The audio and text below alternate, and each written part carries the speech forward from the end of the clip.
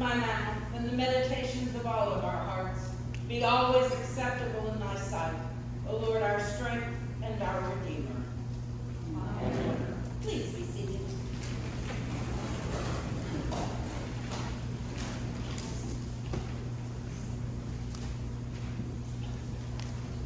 We are operating without a sound system today, so if at some point I drift off, just raise your hand so I know you can't hear me anymore, and I will do my best. And I thank Chuck for projecting so well. In this morning's story, we have the story of kingship. We've heard them through the stories of Saul and David, and we've explored the relationship between God and a king and God's people. We continue that exploration today in the Kingship of Solomon, David's son. There are two ways of being a king. The first, and the one that's all too common, is in the pursuit of glory, in long life, in riches, and in the elimination of one's enemies. The second is a model of servant leadership, a king as God's servant, a vassal in a covenant relationship with God, whose goal is the welfare of God's people. And Solomon certainly begins in this second and wiser model of servant leadership, asking God for an understanding mind, literally in the Hebrew, an understanding heart, in order to discern between good and evil, to have the ability to understand what is right. In other words, a wise and discerning mind. The heart is seen as the organ of thought and will in the Old Testament, and our translators have translated it into something we think of that way. And God is very pleased with Solomon's choices, bestowing on him the gifts of riches, long life, and painting for us a picture of wise government throughout time as operating for the good of God's people and doing God's will, assuring justice for all, for absolutely everyone, even and especially the outcast and the poor. It's not just available, as is too often the case then and now, to the well-heeled or the well-connected. Shown in the story of the two prostitutes and their one live infant between them. Justice rains down from God through Solomon to these two unlikely candidates without power, means, or status, proving that God's justice is fair to all, that all are God's children, equal in God's sight. Because in the words of Walter Brueggemann, where justice is done today, the wisdom of God may be perceived to be at work. Solomon, in obedience to God and following God's will, reigns in abundant wisdom, bringing all of Israel into peace and prosperity. We then have a lengthy description of the building of the first temple.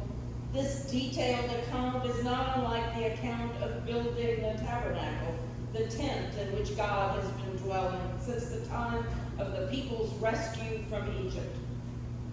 In Solomon, we see some of the same dichotomies we also saw in David. How much of what Solomon does is for God's glory, doing God's will, and how much of it is done for the glory of Solomon? Once again, the answer is most likely both and, rather than either or. And God comes to Solomon in a dream for the second time, and promises once again that he will be with Solomon and the people of God always. But that good fortune, prosperity, peace, long life were conditional on following God and God alone. And Solomon, with all his successes, and probably bathed in the glory of his own achievements, forgot his covenant with God. We're told that Solomon loved many foreign women. What we are not told is whether he loved them as companions or for political and diplomatic connections that these marriages secured. We are presented the story of Solomon as though it were a chronological shift, that he begins his reign in obedience and humility, and over time succumbs to other loves and other gods. Is this a journey of one moving from being one of good faith to one being in bad faith in the end? Or is it an example of context and extremities found in all of our lives? Are we, like Solomon, always moving between the two, between good faith and bad faith, between following God and following our own hearts, in the dangerous choices that we make each day? One thing I hope we're all seeing is that Scripture can be read on many different levels. That the simple story on the surface is rarely all that's intended, and that it takes a deep reading of any of the stories in Scripture and putting them into their larger context in order to begin to glean their true meaning. In today's reading, the wise king is in fact a fool among about many things that are important. The king who loves Yahweh, in fact, loves many foreign women who subvert his faith. The king who seems to embody prosperity and well-being in the end offers only oppression. And the king who sets out to obey the Torah ends under harsh prophetic judgment. And the temple built as an act of obedience becomes an entrapment for God. Walter Brueggemann again says, to love God means to yield before one who is an overwhelming holy mystery. It is to trust, but not be in control. Conversely, to have these modest, divided loves is to love only as much as we can manage, and so to stay in control. That is the temptation which the lovers of this God have always faced.